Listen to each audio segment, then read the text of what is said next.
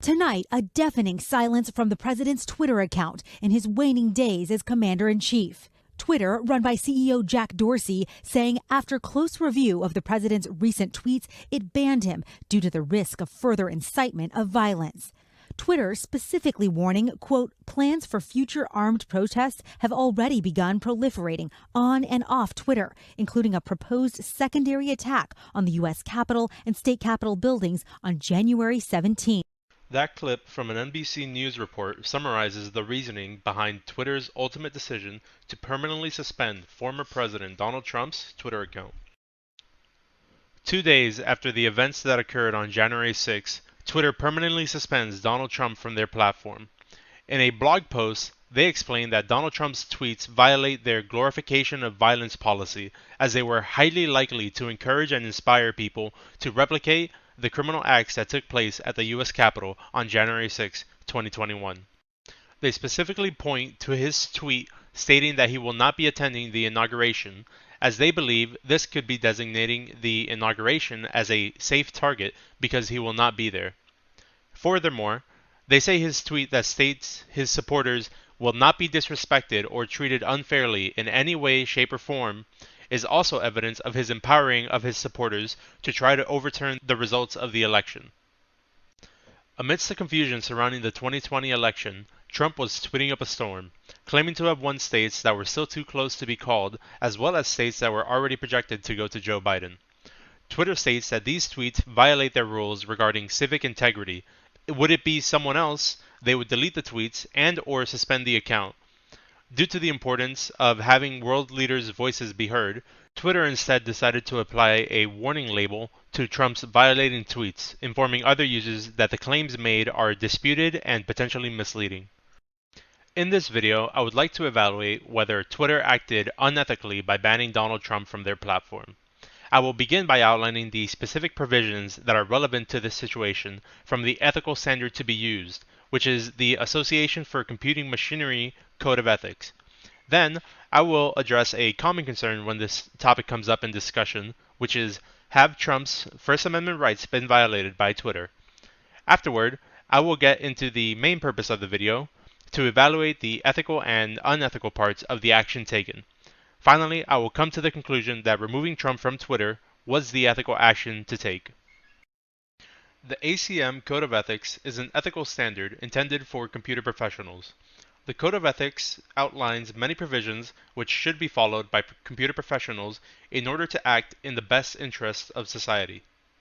The provisions of the ACM that are relevant to the action being analyzed are as follows. First, we have provision 1.2, avoid harm.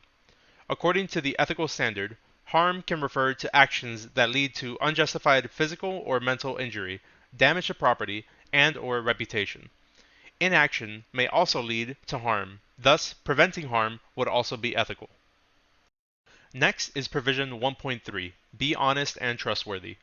According to the ethical standard, honesty is a necessary trait for a computer professional to have. Making deliberately false or misleading claims, fabricating or falsifying data, and other dishonest conduct would be considered unethical. Finally, provision 1.4, be fair and take action not to discriminate.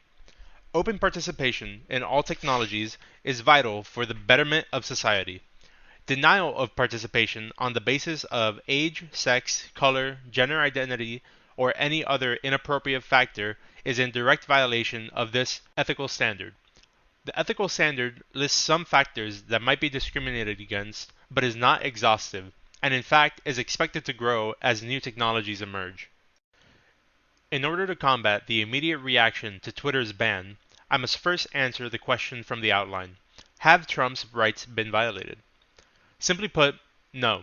I believe Twitter is well within their rights to remove any user they deem unfit for their platform. Social media platforms are private companies, and as such are not bound by the First Amendment.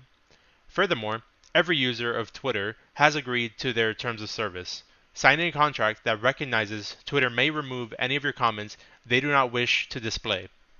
Finally, in the Communications Decency Act, in Section 230, The US government has decided that websites have the right to block and screen user-generated material they deem to be offensive. Now that it has been established that Twitter has the legal right to remove any content they deem unfit for their platform, I will evaluate whether they are acting unethically by doing so. To begin, I would like to exaggerate the situation with a hypothetical to more clearly illustrate the point. Imagine you are the owner of a forum used by knitting enthusiasts when all of a sudden your forum is overrun by Nazis spewing their hateful messages, rendering your forum unusable. It seems clear that any website in a similar situation should be allowed to moderate the messages that appear on their site, lest they be beholden to the whims of bad actors. Furthermore, would it be acceptable to allow ISIS to recruit on Twitter? Perhaps they don't say hateful comments on the website, but they explicitly state they are recruiting for their terroristic actions. To allow ISIS to operate freely would go against Provision 1.2. Provision 1.2 further explains that indirect or unintentional harm is in violation of the ethical standard. In the case of Donald Trump, his constant tweeting about the election's result being falsified by fake ballots and claiming to win states that were yet to be counted are claims that can be proven false. To allow Trump to continue to tweet unmoderated would be in violation of Provision 1.2 as well as Provision 1.3. The warning labels Twitter used on some of Trump's tweets was a necessary first step in avoiding harm caused by his deliberately false claims. His later tweets can be seen as an endorsement of the events that happened on January 6 and might lead to similar events in the future. Secondary effects should also be considered when trying to avoid harm. Therefore, I believe it would be a computer professional's responsibility to not provide a platform for someone to freely make deliberately false or misleading claims.